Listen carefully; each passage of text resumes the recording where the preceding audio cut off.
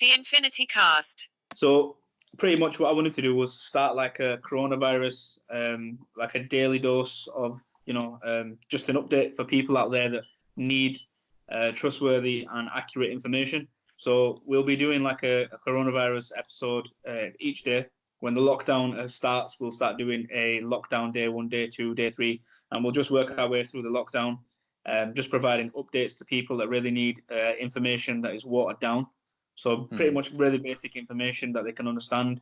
A lot of the way that it's been, a lot of the way that the information is being given to the public, sometimes the public don't even know what it means, or basically what's happening. Yeah, so that's what's behind this these bunch of videos that we're going to be doing. So this next series called Coronavirus, and pretty much today is Friday, the 20th of March, 2020.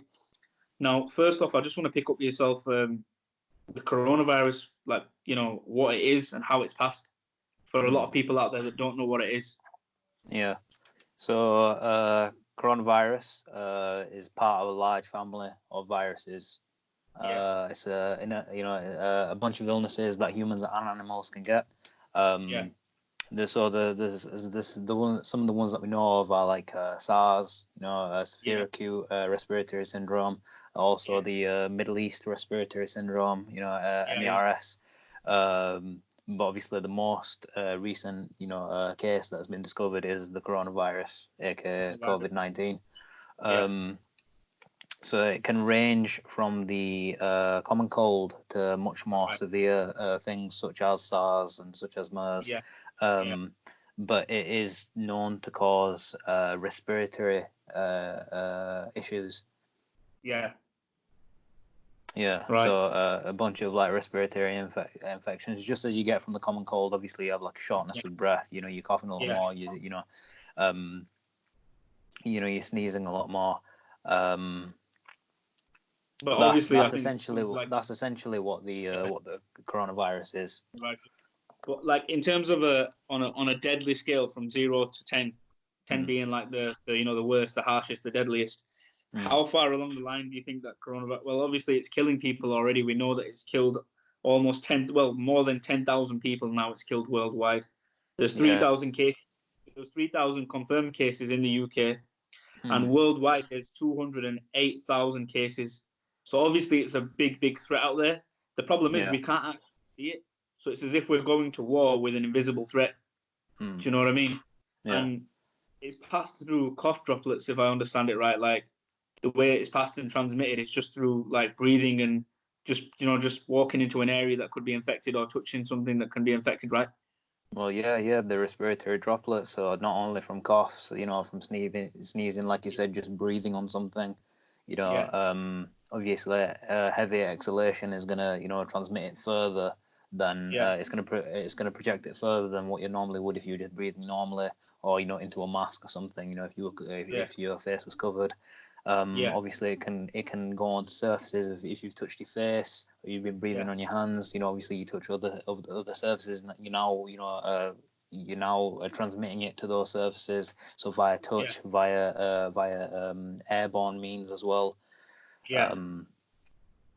So that's why everyone's been ordered to keep at least like what is it now? It's around like a meter, 2 meters. Yeah, a meter, 2 meters away from one another. Yeah.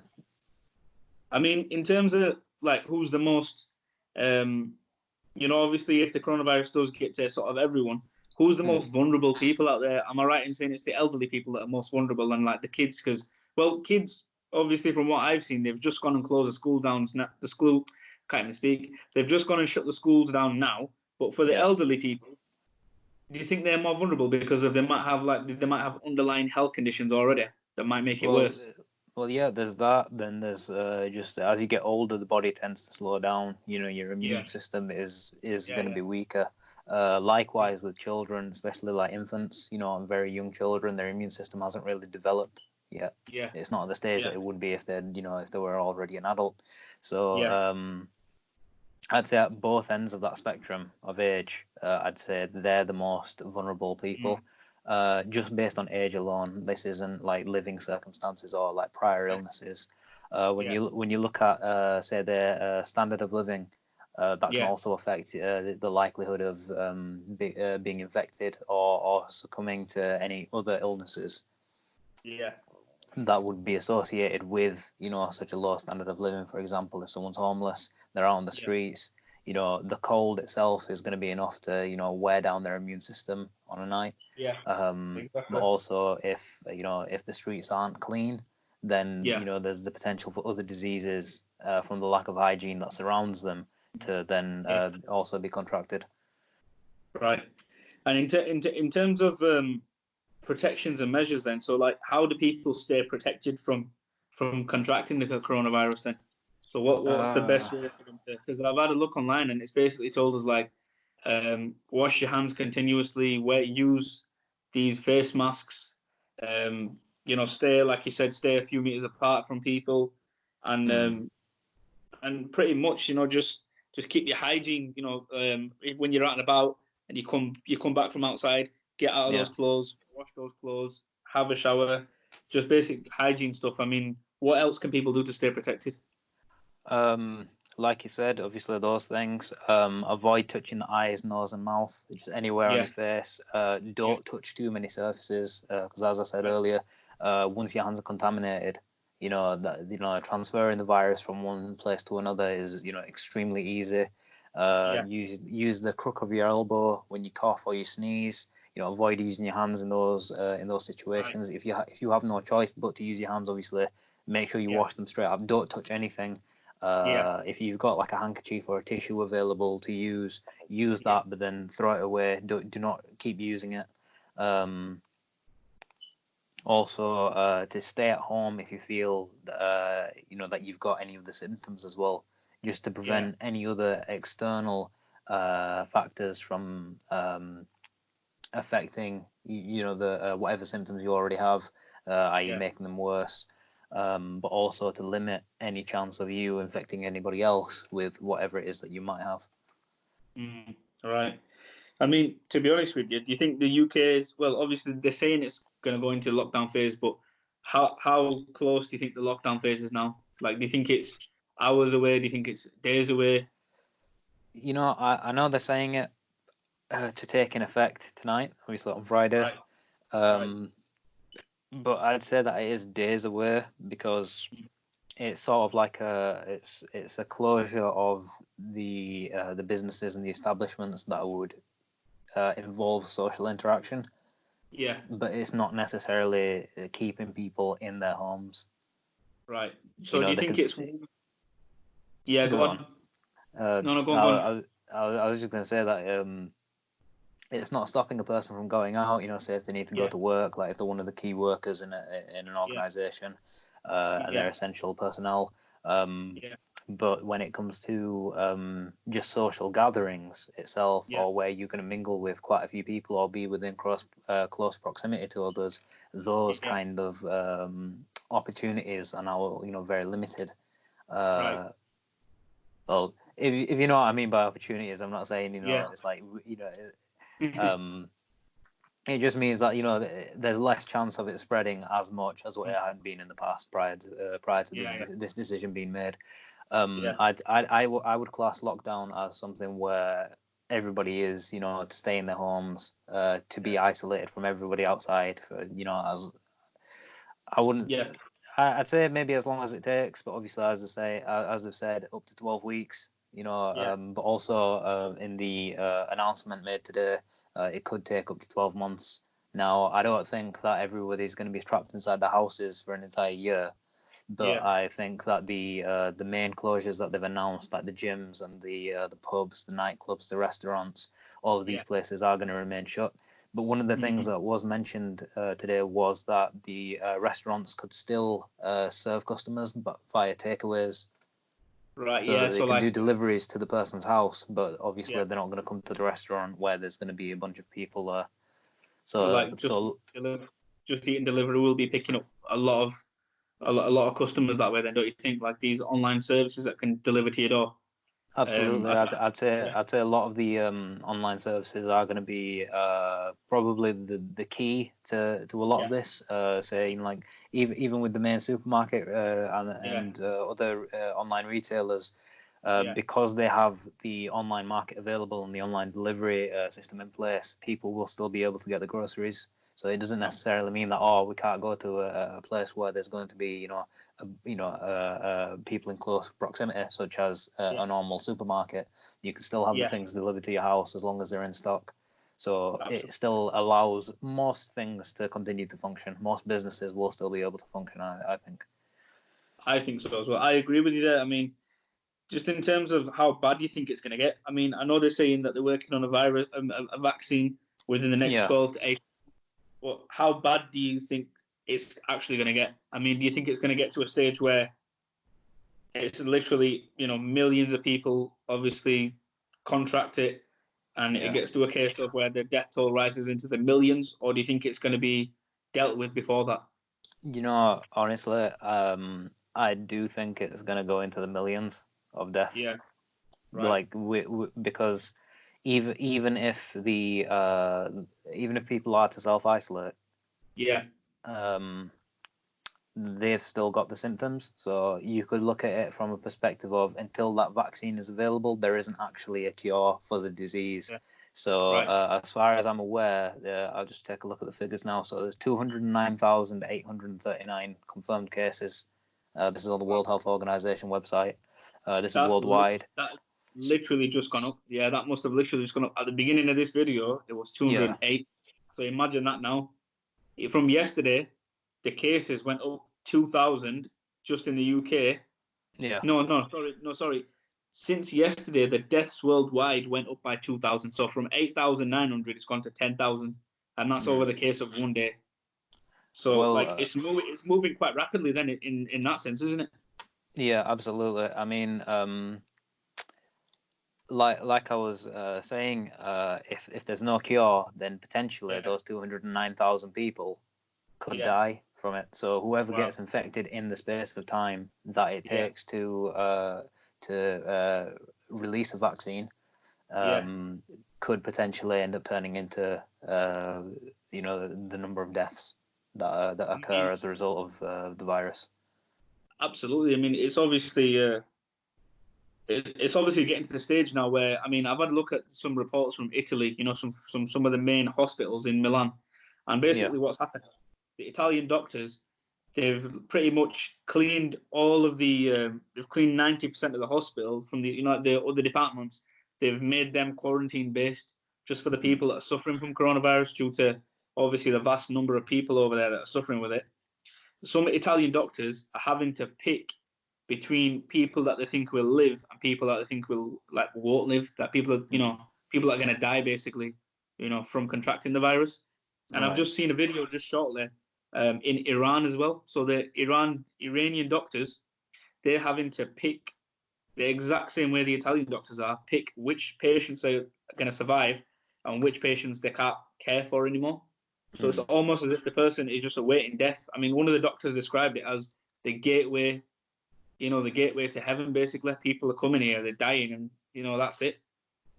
Well, what are your thoughts on that? Well, I mean, this is obviously down to the doctors to decide, based on obviously their expertise. There could be a number of underlying factors that reside within a patient. But also it could be to do with the resources. Is there any other information that we've got on pretty much what they have available, or is it just that because of the sheer numbers of patients and the lack of staff to actually be able to treat all of these, are they just choosing based on that factor, or is it just because of a lack of resources, or both? It's a bit of both, to be fair. I mean, it's a lack of resources because they can't get the correct equipment that they need. The safety equipment.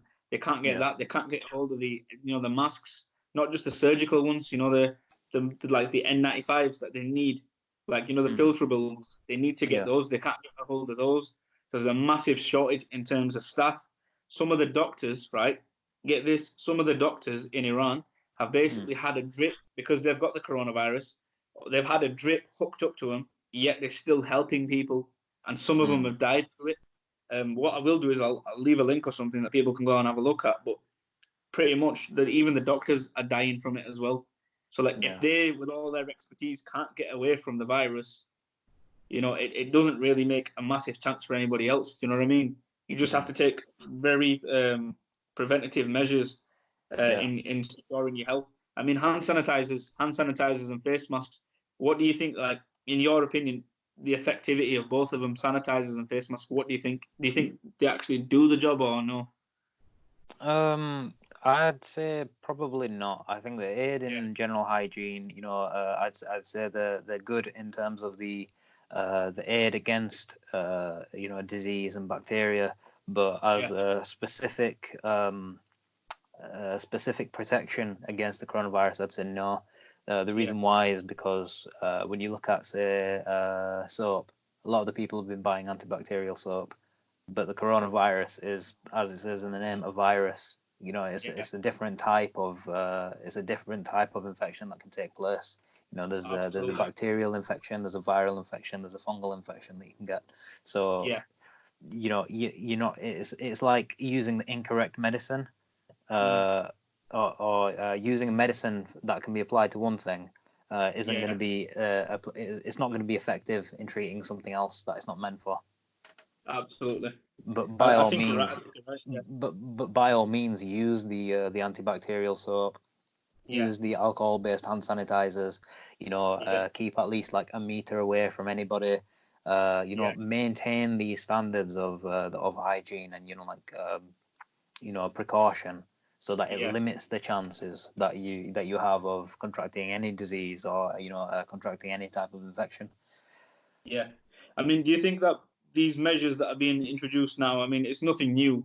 It is just measures that are being repeated and being brought out again.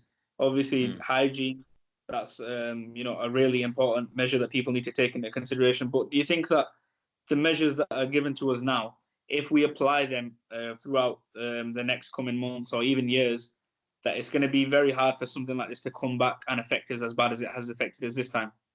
I think it'll be more difficult to affect people if it happened again, because let's just say in the 12 months that it takes to produce a vaccine, or 18 months that it takes to produce a vaccine, most of the world population contracts the coronavirus, and then most of the world is treated for it. Their antibodies will be adapted and be capable of then dealing with the coronavirus. They'll have a better chance. The immunity will stand a much better chance the second time than it would have this time being the first time. But hopefully you'd hope that a virus like this doesn't happen again, but there should definitely be a contingency in place. That's another thing as well. It's not just about the antibodies that a person might have in the system. It's also the action and the level of preparation that could be in place as well by the governing bodies of each nation, and also by the World Health Organization and any other organization that has a key role in this kind of situation. Absolutely. With a contingency in place, they'd know exactly what to do, when to do it. It wouldn't be a case of asking questions or making a bad decision or choosing not to act based on the current situation and waiting until the situation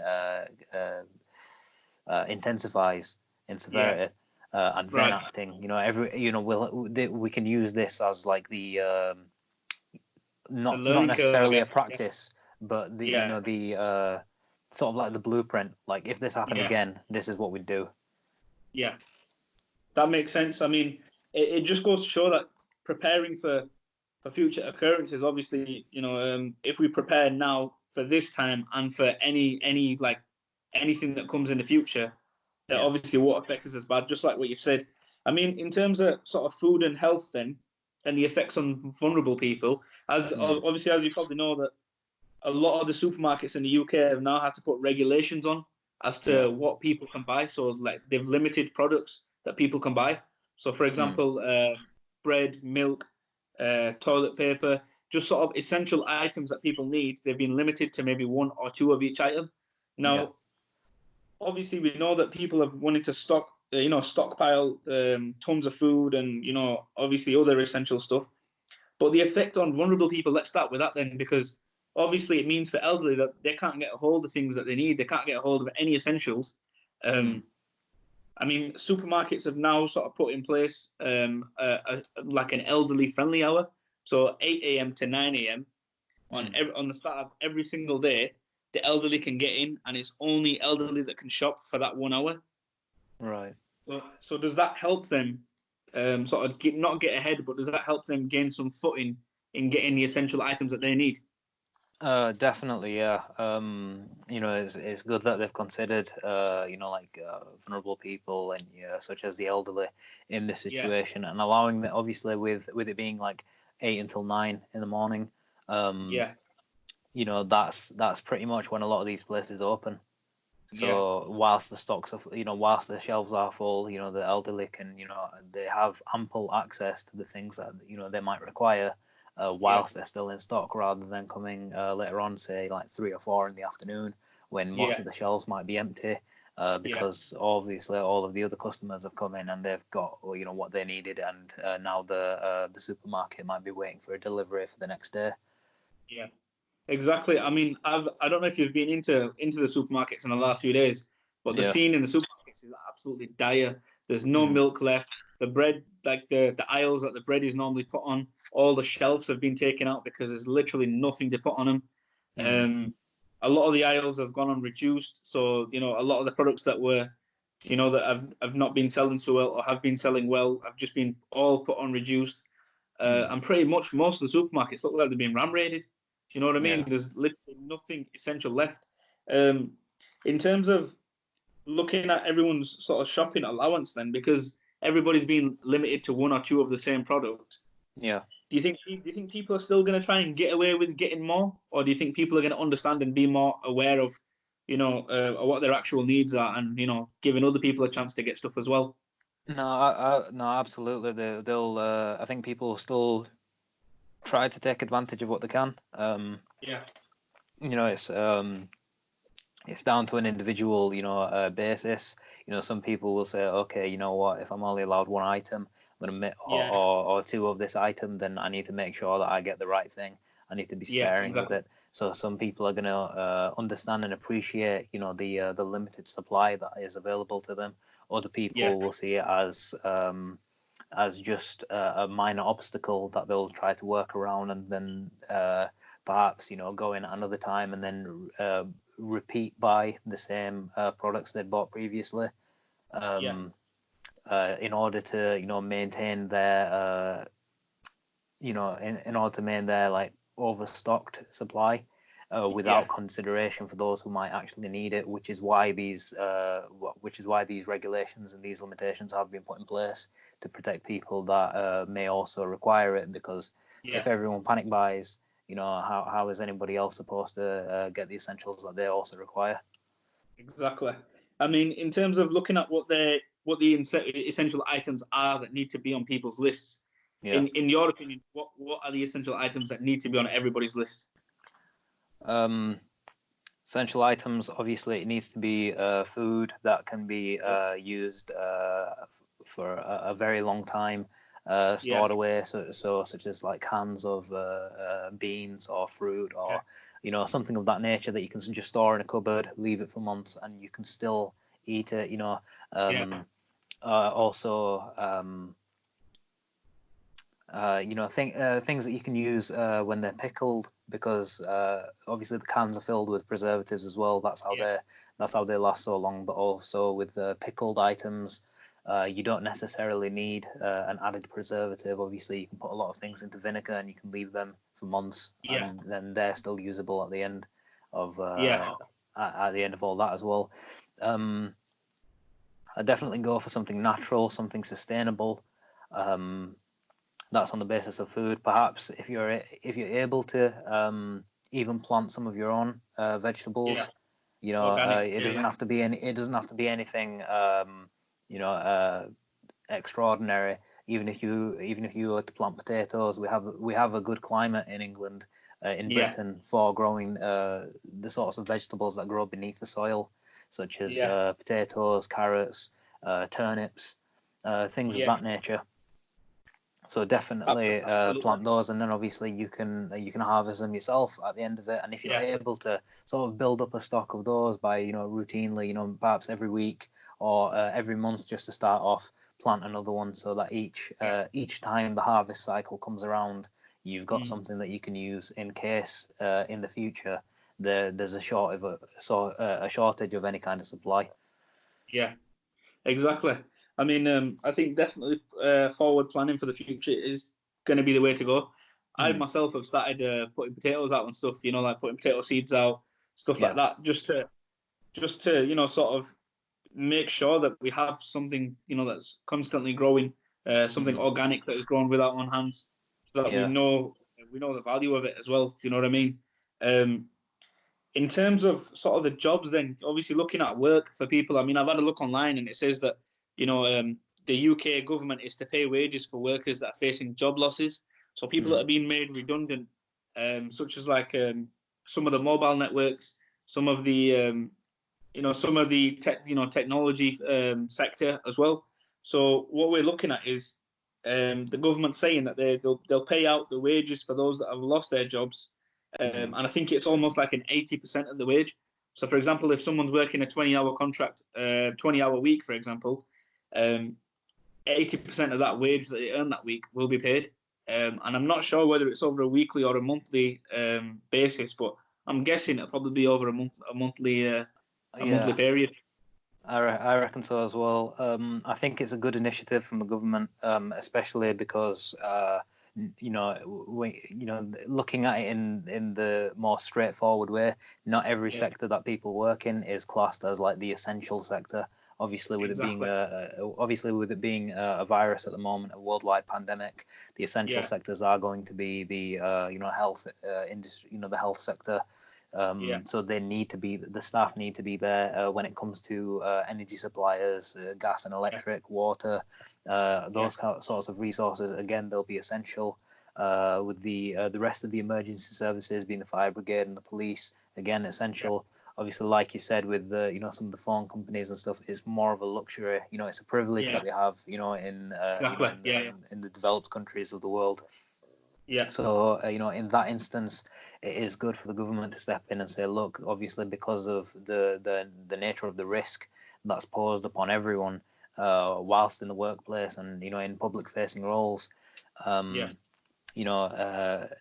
receiving 80% of the wage whilst yeah, being away from work, whether made redundant or whether even people who are self-employed. This is yeah, another part of the initiative that the government's going to help with, to help make sure that everybody stays afloat in yeah, during exactly. this time, Yeah, because it does pose not only a massive risk to everybody's health within the mm, country and within the world, but also the economic status.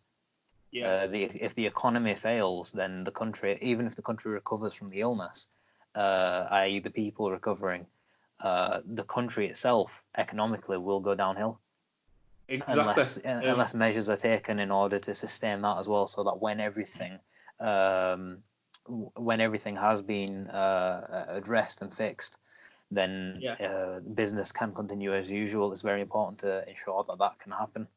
yeah, exactly. Just so that the economy for the future can be looked after in a sense. Like just going off what you said in terms of key workers. So we're sort of looking at just as you touched on briefly, like the NHS and the food companies such as Mm, Tesco, Asda, Morrison's, like all the major supermarket firms. I mean, those guys will have to continue working yeah, because there's going to be that much of a surge in terms of consumers. They're all going to go to the big food organizations really. So yeah, I think that's why they're hiring more now, more than ever. I think I've seen like a number of jobs go up on job websites where you've got just hiring for general assistants, people that can come in and just basically put stack shelves. You know what I mean? Just to make the difference. yeah, I think a lot of people in terms of the lockdown will want to be getting out of their houses. It's quite depressing to be in one place for a certain amount of time. So I yeah, think more than ever, what people will do is if they're out of work for a lockdown period, what they'll want to do is join one of these companies where they can, go out of the house. They can, still get a wage for doing something. And, it also makes them feel like they're a part of something bigger. bigger than themselves. It feels like they're a part of a team to help people, just in a wider, just on a wider basis, really. Well, Looking yeah, at exactly. I just like to add to that as well.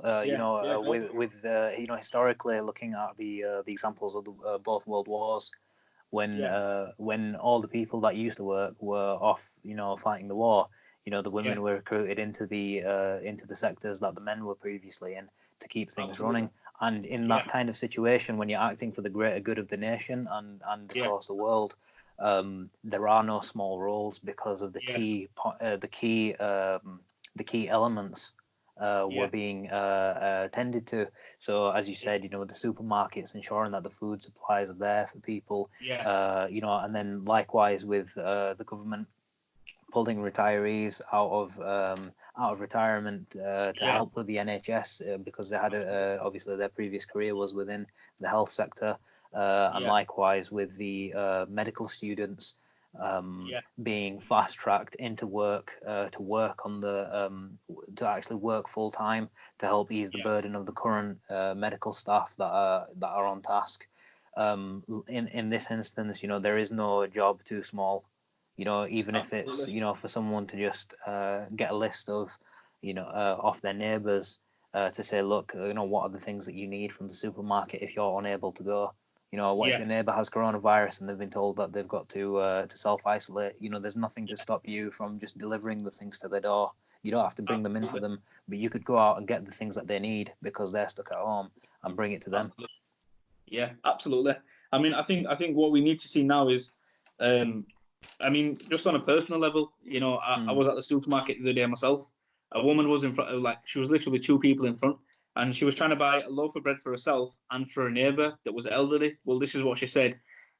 Nobody stepped in for her. Nobody stepped in and said, I'll buy it for you, or because they're not letting you, I'll get it, or anything like. Nobody intervened whatsoever. So obviously, I just felt bad for her in a sense. So I just took it on myself. I said, look, give me that. I'll get it, and then I'll give it to you outside, basically. Do you know what I mean? And I won't name the supermarket, but the supermarket worker was like, this man's done a good deed for you or whatever. But this won't always be the case. So I think she was pretty upset that the customer was actually allowed in the end to get those stuff, but just through a different means. Do you know what I mean? Yeah.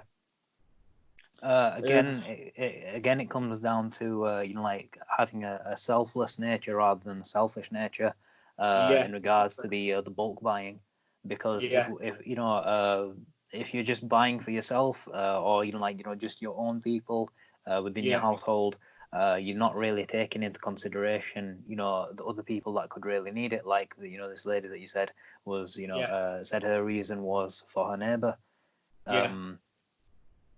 Imagine if the stocks weren't available as a result of bulk buying. It's good that these limitations have been put into place.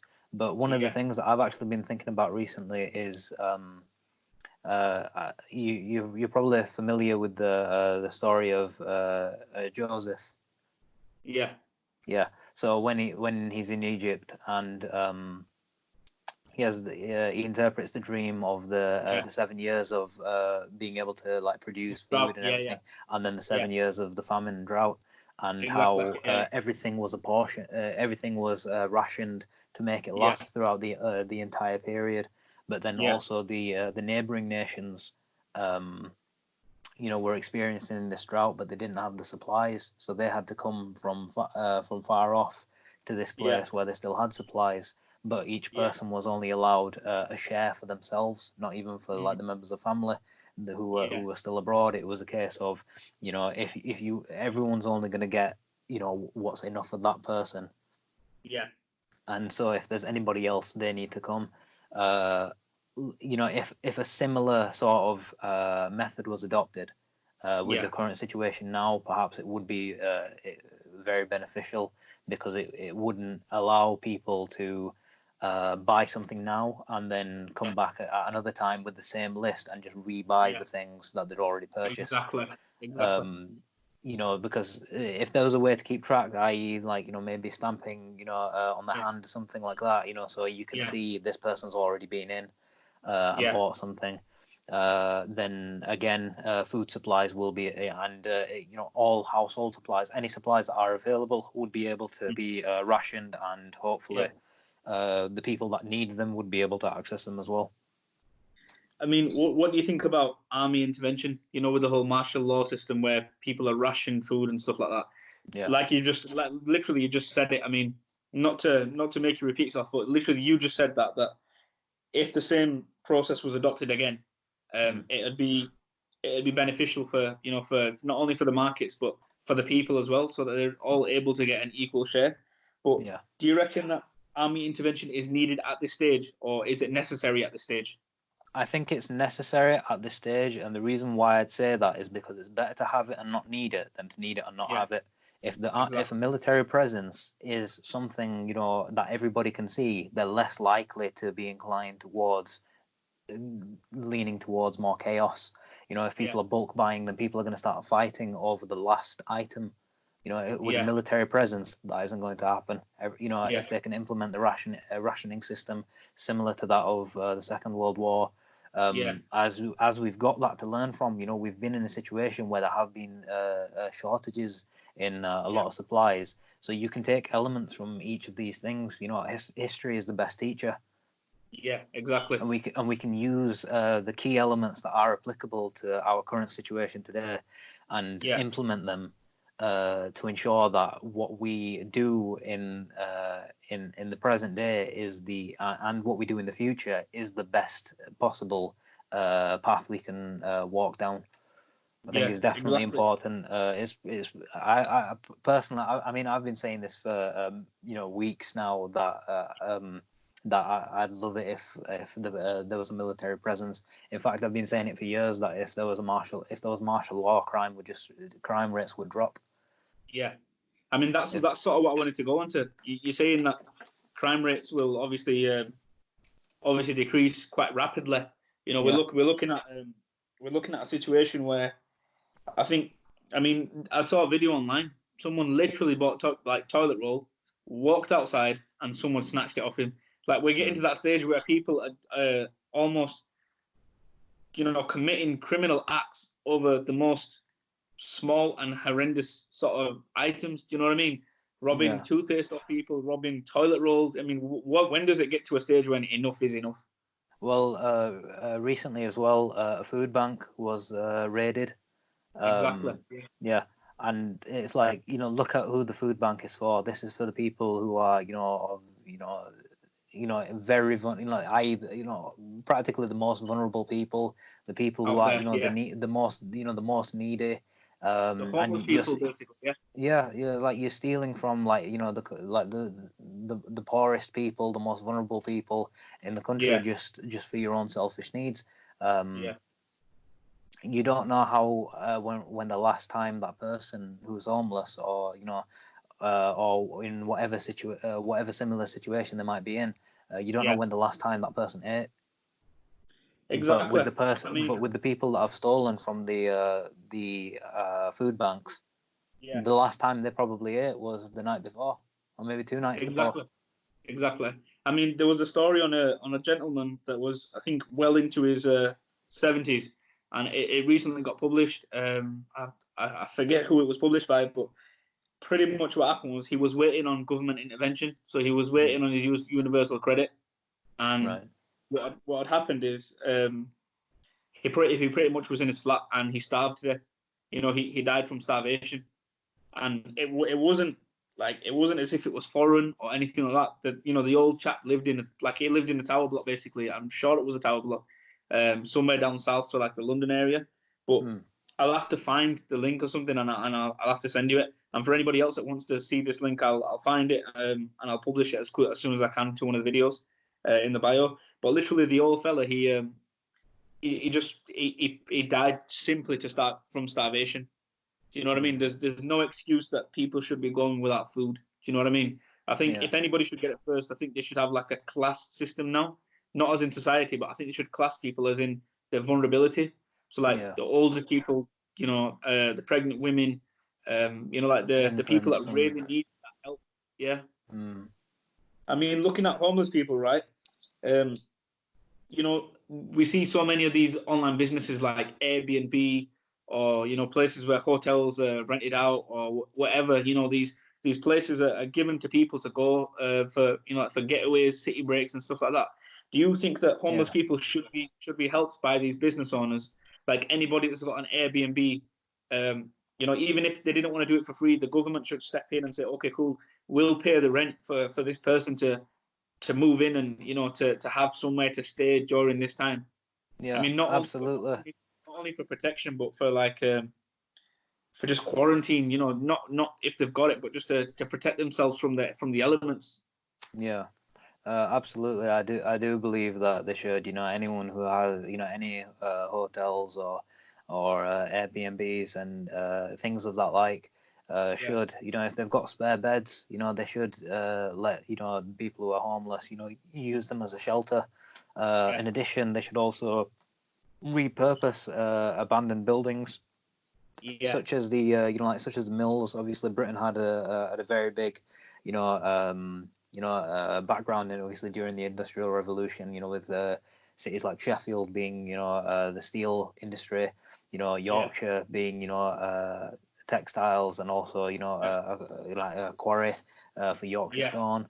So yeah, using the old mills that are there. I mean, like, one of the examples that comes to mind, obviously, with Salts Mill. Now yeah, it's a museum, but you could put beds in there. You could turn it into a makeshift hospital for the time being if yeah, cases were so bad. But also, yeah, you could use it as a way to shelter homeless people and keep people safe from the elements. If yeah, in addition to the virus and everything, like everything associated with the current situation, because yeah, what's actually happened is, as the coronavirus is like practically taken over the world, and yeah, and it's now the topic of everyone's on everyone's mind. It's the thing that everybody's talking about at the moment. It's as if the world stood still and everything else has stopped. But in yeah, reality, it hasn't. Everything else that was happening before the coronavirus broke out is still happening. yeah, The crime is still there. The other diseases are still there. Other the tensions between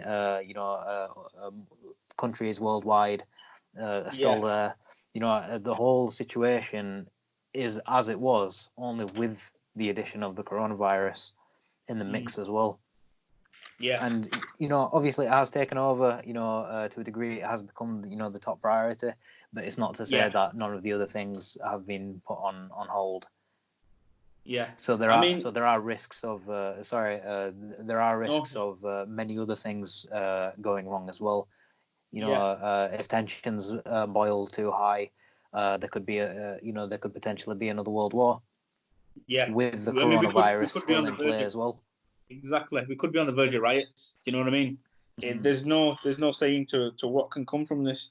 I mean, just looking at where it sort of originated, where the coronavirus originated and how it started. A Yeah. lot of the research and a lot of the findings online that have been posted are sort of talking about these wet markets in sort of like these Chinese districts like Wuhan, for example, the epicenter of what is called the epicenter. Um, Mm.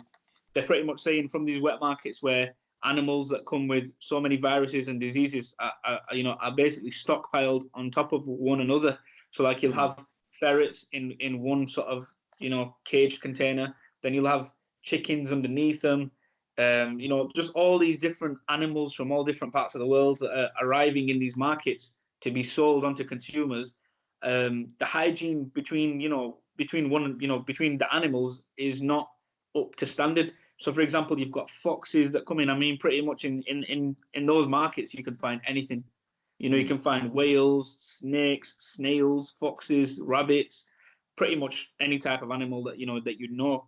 Um, do you think that from now more than ever, like not just China but other markets in the world should look at this and sort of, you know, they should hear the message that hygiene in wildlife produce is supposed to be adhered to Mm. and not be just thrown with the wind. You know what I mean? You have to look after your produce and make sure that Yeah. it's clean before you give it to someone. I mean, this whole story about bats. Well, I mean, what do you think of it? I mean, do you put any truth to it? Uh, you know, obviously we're not there. Yeah. We haven't experienced this kind of thing ourselves. Yeah. Witnessed it, or Yeah. we haven't eaten bats. So we Exactly. can't. I've never heard of anybody eating bats either from Yeah. China. I know the Chinese eat a lot of things, Yeah. but I've not heard of anyone actually eating these things. I wouldn't put it past the Chinese to eat a bat if they can eat other Yeah. animals, Yeah. but essentially what I'm saying is I can't say because I'm Yeah. not there, nor have I Yeah. ever been there. So Yeah. I just have to take it at face value. If that's what they're There you saying, go. Just have to take it at then what it is. yeah. Yeah. I mean, in terms of Trump's sort of comments on it, then obviously you'll probably be aware, that the videos that have been circulating on the internet, basically, President Trump he's using almost um, very sort of not racial, but he's just calling the whole virus the Chinese virus. He's Mm. saying it as if it's come from the people. Do you know what I mean? Or as if there's something wrong with the Chinese. I absolutely think that he's wrong in saying that. But what are your thoughts on it? Well, I mean, if you couldn't really call it the Chinese virus, you couldn't really attach it to any race or any nation. Yeah, And the reason being is, as I stated at the start of the video about what the coronavirus is, there are yeah, multiple forms of the coronavirus. yeah, Ranging from the common cold. Now, who do you attribute the common cold to? exactly. You can't say it came from the French. You know what I mean? Yeah, or it came from this person, or it came from that person. Yeah, Um, people in hot countries get the common cold. exactly. So it's got nothing to do, Got nothing. Yeah, with association to anything. You'd think, oh well, yeah, you get a cold if you're in that kind of environment that would cause you to, be sneezing, coughing, yeah, and cause, yeah, the symptoms that go with the illness. yeah, You can't really put it to any group of people or any nation. yeah. I think it's wrong to It's do just that. Yeah, incorrect. But perhaps it's yeah, something that he said out of misspeaking. yeah, If he's thinking about, okay, the coronavirus, it's come from China, the Chinese virus, and he's just said it by association. yeah, But then, everyone is calling it the coronavirus or COVID-19, yeah. so whatever his reason is for saying it the way he has, if we put it down to the reasons that we're speculating, it's totally Mm, incorrect. Perhaps he said it yeah. out of error, or perhaps he's saying it because it came from China, so he's calling it the Chinese virus. It could be anything. In terms of looking at the what's it called, the World Health Organization website, Yeah. there's a little section that you were talking about the other day regarding the Corona Fund. Do you want to just like go into what that is? All right. So coronavirus, it's the COVID-19 Response Fund. Yeah, And this is, I can pull up the screen for you yeah, in a second. right, yeah, Uh, yeah, as soon as I find it, I yeah. swear it's moved from last time I was Oh, on here. it's fine, it's fine. There's probably more information that's gone on there, so obviously they've had to result in moving it. In terms of I found it in now. terms of oh, you got it Yeah, right. Go on. I've pulled it up. Okay, so the COVID-19 Solidarity Response Fund. Yeah, This is it's a secure way for individuals, philanthropies, and businesses to contribute to the WHO-led effort to yeah, respond to the pandemic. So right. the United Nations Foundation and the Swiss Philanthropy Foundation have created this Yeah, Solidarity Fund to support the World Health Organization and partners right. in its massive effort to help the Yeah, countries prevent and detect, manage, and cure, the coronavirus as best as it can, yeah, particularly where the greatest needs are. yeah, So it's like all sorts of things, sending essential supplies, yeah, protective equipment, for the frontline health workers, right. to enable countries to track and detect the disease, and then also boost the laboratory capacity through Yeah, training and their equipment, um, right. to ensure that everyone in terms of the workers and the communities have access to the latest science-based information to protect Yeah, themselves. just as we're using now, obviously with the World Health Organization website, ensuring that everyone's got access to that kind of information, also preventing the infection and caring for those in need, and then accelerating the efforts to fast track the discovery and development of life-saving vaccines, diagnostics, and treatments. They're the key points of the Solidarity Response Fund. It's on the website. Anyone can donate. There's a whole section on the donate now. The donors and the partners. You can feel free to check those out. But anyone who donates to this is essentially donating to to help research and help save everybody in humanity. Yeah. Because this is. Oh, go on. No, I was literally just going to say, I think what we'll have to do is we'll put the link for all of these pages in the bio, so people can actually go ahead and just literally click on it and get the information they need. Go ahead, what were you saying?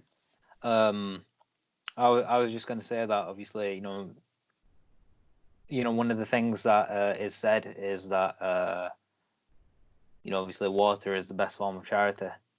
Yeah. Right. Exactly. And also, with water is something that brings life. It's going to end up turning into a bit of an analogy. Don't know if you want to keep this in or not, but it's just obviously with water being the best form of charity. Think of humanity as as the plant, so to speak. For as long as the plant lives, it can produce the benefits. Yeah. So I'm struggling to put it into words, but basically, if someone wants to donate, I understand. I understand. No, I understand where you're going. I understand where you're going with it, and I'm definitely going to keep it. No, I'm definitely going to keep it in because I understand it, and I think the public will understand what you're saying. It's almost as if,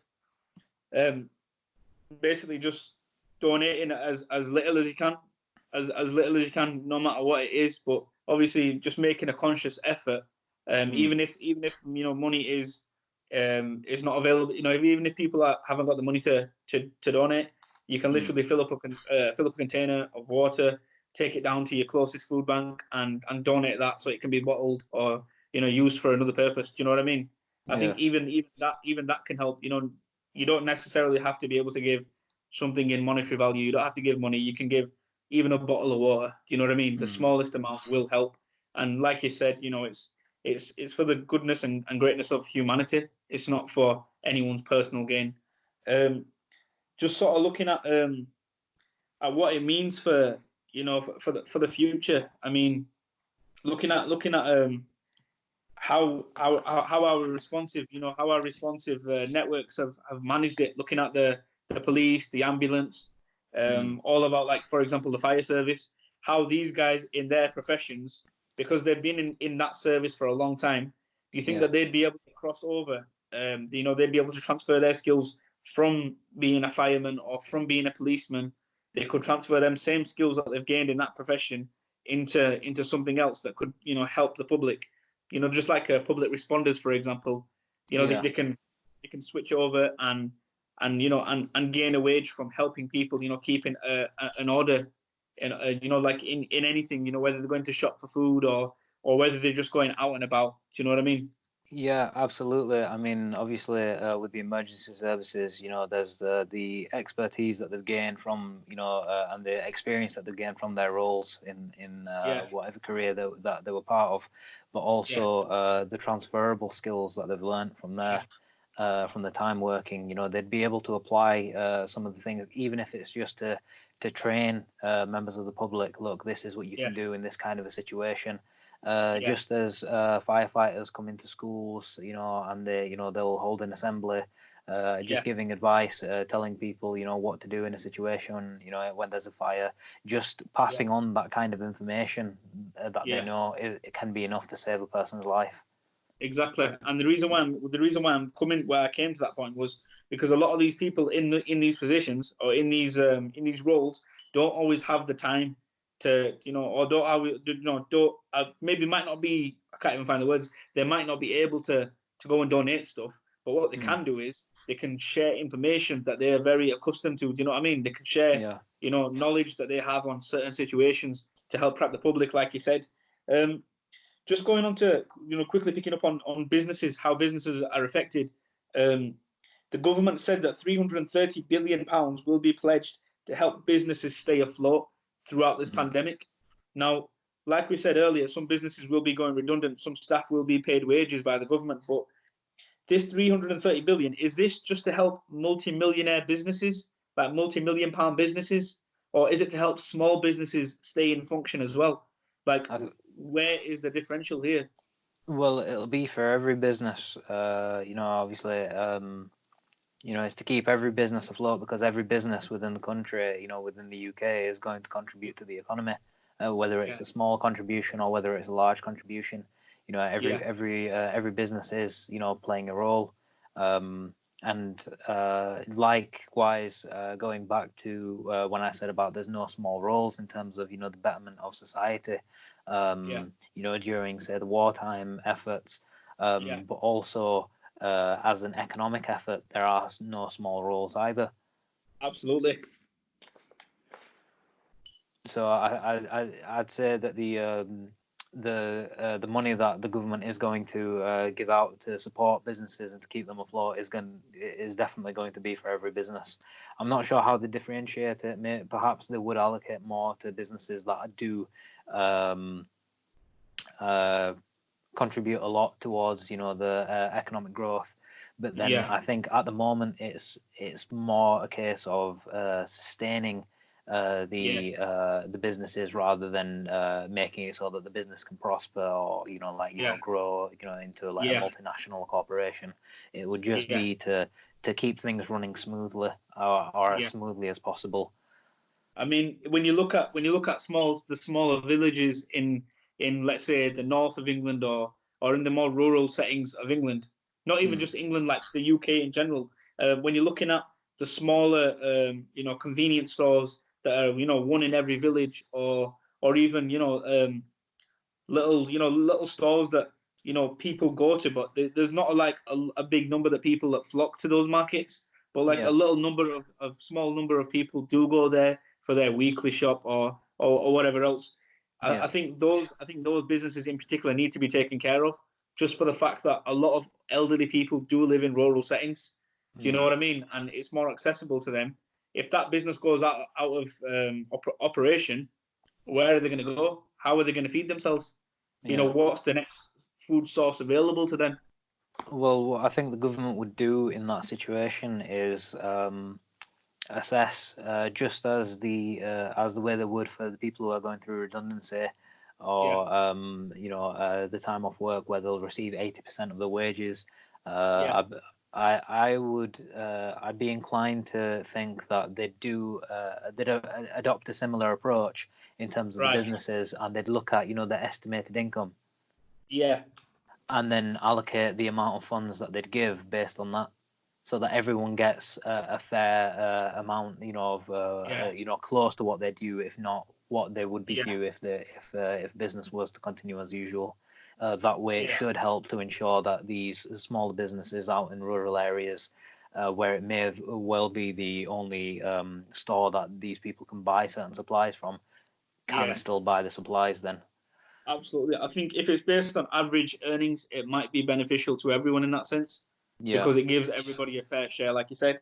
Do you think that this will make people money smart? So when people are shopping for whatever they need, do you think it'll make them smarter in terms of not wasting money? And do you also think it'll change purchasing habits?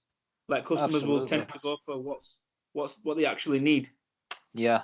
I think it'll change the way that people are smart with their money, not only concerning how they spend it, but how they use the thing that they've bought with that money. Yeah, right. And likewise to not wasting the money, not wasting the products that they've bought using the money. Yeah. So, for example, obviously, if there was a shortage of food, now they've looked for the best deal. Okay, look, I need to. It turns out that buying in bulk is cheaper. Right? We all know that. Right, so say someone buys something in bulk, they buy they buy a 12-pack of beans instead of the regular 4-pack. Yeah. But then they'll be smart with the beans in terms of I wouldn't eat a full can of beans on my own.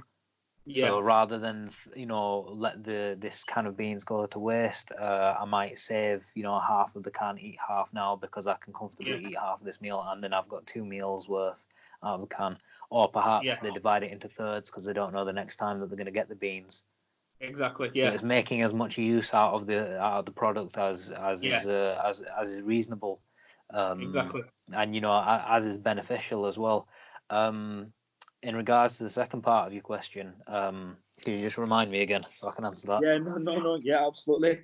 Um, I was just asking, will it change purchasing habits? Will it make them go for products that are functional to them? Things that are actually gonna, for example, let's say instead of getting, I don't know, instead of getting, things that are not really going to be useful.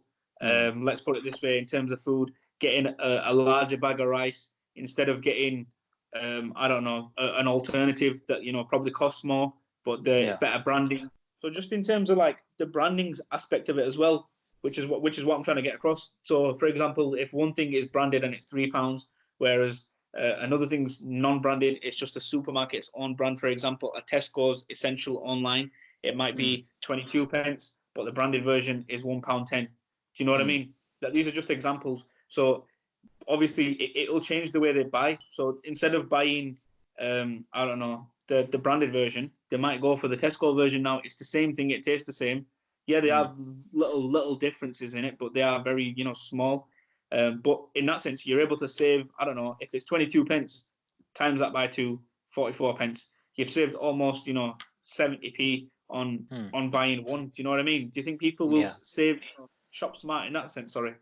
Yeah, I think definitely because people are just going to go for whatever's available, and they'll start to see, when they're going for whatever's available. Sometimes you might go past certain products that you never would have considered had the shelves been full, but now that you're actually looking for the specific thing, just the item itself, not just the branded product, that you'd notice you'd notice other items that you never noticed before. It's like, oh, this is much better value, and it does the same thing as the other, the branded product. So yeah, by all means, absolutely that would happen. But there's also another thing that I wanted to mention regarding this as well. And it was on the tip of my tongue as you were as you were speaking, and then I didn't write it down. Do you think it's got anything to do with the fasting month coming up? No, but I've just remembered it. So you know how people buy for convenience, ready-made meals and things of that, like they're also more expensive. I think that people start shopping smarter in terms of, say, like the rice that you gave an example of. If someone wants to buy a ready-made meal, that contained rice, or they could buy a bag of plain rice and then start making it themselves. It's more practical because you'll get more use out of it. Rather than buying the bread. If you bought the flour and you made the bread yourself, you'll get more out of the you'll get more bread out of that flour that you've bought, rather than just buying that one loaf of bread. Yeah, literally flour and water and a little bit of yeast and you've got the bread. Yeah, exactly. Obviously looking at the month of fasting that's coming up as well. Ramadan, it comes along every 12 months or so. You think that just the wider public in general could adopt like a almost like a fasting strategy, to not only, I mean, I don't think that the supply chain is ever going to run out of food, but what I mean is to help relieve some stress on the supply chain. Do you reckon that people could possibly adopt a fasting strategy, maybe 2, 3, 4, 5 hours a day? I mean, the Muslim community will be fasting for 18, 19 hours. But do you reckon the wider public can adopt a strategy like that as well? Absolutely. I mean, plenty of dietitians and nutritionists and people of that professional avenue have all stated that intermittent fasting is beneficial. Medical professionals do recommend that you fast about 28 days of the year. So essentially about a month, which is the period of Ramadan. So intermittent fasting, even twice a week, it's going to help cut down the amount of food that you use as well, which means you don't have to go to the stores as often. Yeah, if you were exactly. to fast 2 days out of the week, Yeah, after 4 weeks, that's 8 days. So that's a yeah, month's worth of food that you've essentially, that's a week's worth of food that you've essentially saved, saved. Yeah, and then you can have that later. So it reduces the amount of time that you have to go out and get more food supplies, but yeah, it also reduces the amount that you're spending, of course, with the government paying 80% of people's wages. yeah, exactly. You're not gonna you don't have the same amount of money to work with as you did Yeah, previously. exactly. So it's good to be smart about the money like that as well. Like, okay, Yeah, there are, we know that you can survive 3 weeks without food, 3 days without yeah, water. Obviously, if you were to yeah, fast for like even one day in the week from yeah, sunrise till sunset, so you're only having two meals, breakfast and supper. yeah, You'd still be saving that one meal in between, yeah, which you can have another time. So it ensures yeah, that you've exactly. still got a steady stock of supplies available. I think Yeah, it would be beneficial, not only from a monetary perspective, but also from like your a health perspective for the body. yeah, As a natural way of detoxifying as well. yeah, Getting, because in the months leading up to this, of course, we were all eating, junk food. We're having pizzas and burgers and, all sorts of exactly. takeaways. So it's a Exactly. good way to cleanse the body of those as well, and just Yeah, it gives us an opportunity to get the right kind of nutrition into our bodies. The right kind of vegetables and the minerals, the vitamins, and the proteins, the good fats, yeah, the starchy and fibrous carbohydrates, get all, the eat well plate. That's what people should be yeah, focusing on right now. exactly. I mean, they do say you are what you eat, so Yeah. literally, it will help a lot of people to sort of detox, like you said, get cleanse the body and so on. Bec- Looking uh, at well, one of yeah, the go ahead. reasons I was going to say was because obviously the kind of foods that I've mentioned are good for Yeah, the immune system. You want to maintain a good balance of the vitamins and everything that the body absolutely. needs. All of that nutrition Yeah, is important to the body's health, and obviously as a result, your health. Um, it's important to maintain those levels so that if you are to come into contact with the coronavirus, you stand a better chance against it in yeah, terms of recovery, and obviously that is like the main thing on everybody's mind at the moment. If they so, contract it, it's yeah. all about recovery. So literally a lot of fruits, a lot of vegetables, Mm, anything that's got like a lot of iron. So ground grown sort of produce, like yeah. you said before, carrots, potatoes, those sort of stuff, Mm, will sort of help you to keep a healthy diet as well. I mean, looking at just picking up on the money saving aspect as well. A lot of gas and electric companies have been told by the government to provide a steady supply of power yeah. to people that are on meters, and even just the general public in general as well.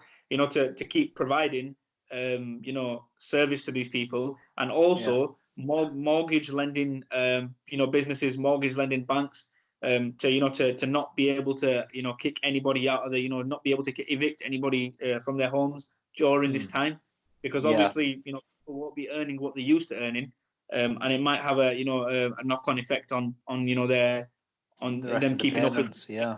Exactly, yeah, Yeah, the banks have issued like a 3 month pause, if you yeah, like, on the mortgage contracts.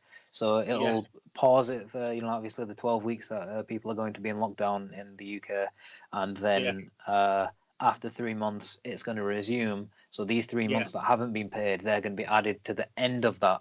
So it's just right, it's just pausing it now and it's just moving the entire contract that's remaining right, onwards 3 months. So it's right. okay at the moment. It's not as if they're like completely cancelling a payment out. They're just gonna add Uh, it on.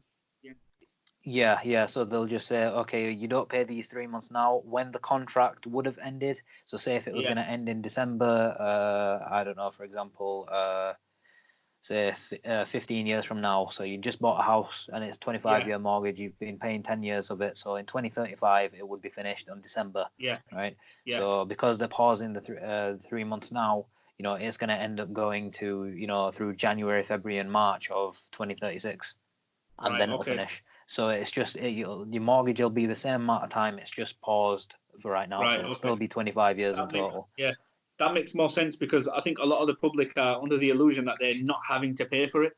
Like Mm. it's just a payment they don't have to pay, but it will be Yeah. added on in the end. Yeah, so that this information is definitely key, definitely key for those that are thinking that they're literally the payments are not going to go out. But obviously it does allow people to be able to make a better use of the money in this time. Yeah.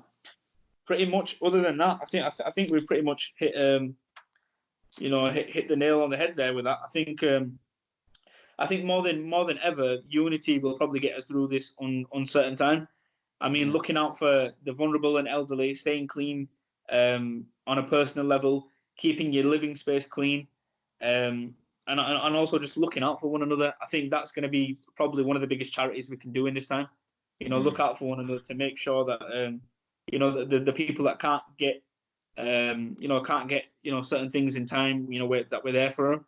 I've seen a lot of posts on Facebook and stuff where people have posted little cards saying, this is my name. I can do this. I can do this. I can go and collect this for you in this time. Your prescriptions, any food that you need, any baby food. For those that are more vulnerable, can't get out. For example, pregnant women, queuing up in a line for 5 hours is not going to be. You can't expect them to do it. It's undoable. Exactly. Yeah. Exactly. Especially if it's late pregnancy as well. Like if they're due in a couple of weeks, they can't be queuing up like that. Exactly. I think people really need to understand. I mean, even on a personal level, that we should just look out for ourselves, but then also look out for anybody else as well. You know what I mean? Look out for those that are more vulnerable. Look out for those that need help. I think in this time more than ever, unity. Touch on that. Touch on how unity will get us through it, instead of looking at race, religion, this sort of thing. Because coronavirus knows no race. It doesn't know any boundaries. It doesn't know anything. It just knows human in front of me, and then that's it. Yeah, I mean, it's going to be a case of the betterment of people's communities. Obviously with the biblical advice of love thy neighbor. It's that sort of thing that's going to see people through. You can't shun your neighbors, and the neighbor doesn't just mean the person who lives next to you. It means the people that are in your community, the people, that you are from. Absolutely. Your town, your city, your country. Everyone is in need. Everyone who is in need, has to be tended to. It doesn't need to be, via physical. You don't have to physically be there. Whether you, lend your support via, a donation, say for example the COVID-19 response fund. Whether you were to send supplies that you have, a surplus of, for the benefit of others. If you were to just work, volunteer at a food bank and feed, the hungry. These sorts of things, are what's going to keep, the sort of, the drive and the motivation alive, rather than everybody being out for themselves and then feeling as if there's no hope. If people are helping each other, that's going to give people hope, and hope is going to lead to a successful outcome in the future. I think it's more so about action. Instead of posting something on Facebook and saying, instead of just verbal, instead of just posting stuff online and saying, like this, this is this, this is that. Actually, getting out there and performing in action for somebody else. Helping someone instead of just making. I mean, people can make a small effort online. That's understandable. You can only make whatever effort your that is within your means. Yeah, exactly. But what I feel like is, like sometimes when we do it online, not everybody has the ability to get online and see it. Rather that than protect yourself, get a mask on, get wrapped up and see if you have any spare time. Because I think what we will be doing, and this is something that I want to work on, is possibly doing like a portable food bank almost. So literally stocking a car up or stocking a vehicle up, going round to communities that are that are in need. You know what I mean? Not just going down the street, going this way, going that way, looking after your community, just like you said. And also, just checking up on people, asking neighbours, ask the public, how you doing, how's things. Obviously, people might not want to, come into a certain amount of, they might not want to come into certain space for contact. But I think just asking people, how their day's going, how they are, if they need anything. I think I'm going into depth on it because I think it's one of the things I'm really passionate about. But I think, do you think we'll see more food banks pop up in this time as well? We'll see a lot more food banks. I think so, yeah. With the military presence, if it goes into a case of martial law rather than just having a lockdown procedure in place, then I do think that there will be food banks and rationing stations that will be set up. Yeah. I think it's only going to be a positive. To be fair, I think it's only going to be for the, like you said, betterment of society.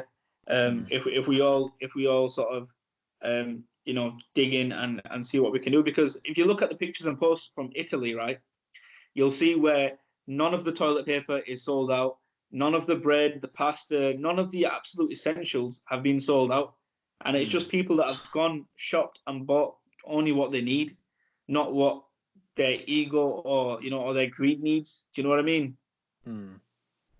I think more so it's just a case of only getting what you need, and if you're planning for the future, that's fine, but just plan where other people are able to get stuff as well. Consider others before mass stockpiling. Do you know what I mean? But yeah, I think pretty much we've hit the nail on the head with this, and I hope people are able to understand the information that we've provided. I think we'll do this. We'll start, like I said, we'll start doing this over the coming weeks and possibly months as well. Probably a daily dose, sort of like a podcast. But yeah, I think it's been great. I think the information that we've sort of had a look online, we've taken that information, understood it ourselves, dissolved it, and then give it to the public in a way that they're able to understand it. Have you got anything else that you want to add before we put a close to it? Anything that we've said, in terms of what should be done, or everything that we've said is just our views. It's an individual thing. We're not being told to say certain things by anybody. This is just our own information. I mean, it's the information that we've gathered from the World Health Organization site, and anything that we've said that's not on the website is just our own personal opinion, our take on it. Of course, feel free to make your own opinions. Don't hold me liable because you decided to do something. Yeah, exactly. We don't work for any organization. So everything I've said is just my own view, and it doesn't represent any of the sources of information, any of those organizations. That's all I'm going to say. Any sort of geopolitical, like any sort of that sort of shit. But yeah, I think pretty much we'll start to do this on a daily basis. So we'll start with today, the coronavirus outbreak, episode 1. Obviously, when the lockdown does kick in, or when it does start, we'll sort of pick up with it then, and we'll sort of do updates as the days go on. And anybody that wants information, like you just said, I will leave a link in the bio of this video so that you can literally just go on there, click on the information you want to see. You're also able to download it in graphics as well. Is that right? Yeah, there's a PowerPoint. You can download the graphics also on the World Health Organization website. It should be on the one of the links available in the description. It should be on the public advice. Yeah, on the record, it should be on something that's very straightforward. But to save you guys the stress of looking through it, we'll just add the links to the video for you, so it's nice and easy. And again, this is the Infinity Cast, where we literally talk about infinite topics, and coronavirus being the number one spoke about topic. It's the first Infinity Stone for us. That's it, the first Infinity Stone.